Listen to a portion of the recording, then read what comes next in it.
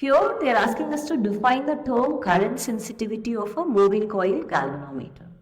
So we know that the current sensitivity of a moving coil galvanometer is defined as the deflection produced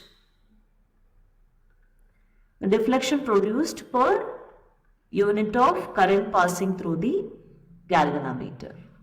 So we can write it as IS. It is current sensitivity, which is equal to theta by I.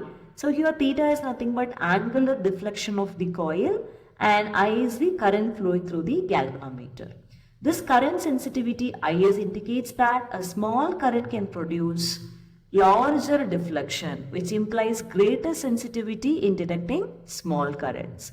So we can define this current sensitivity IS, which is equal to theta by I, which is nothing but angular deflection divided by current flowing through the galvanometer. So the answer for the given question is theta by I.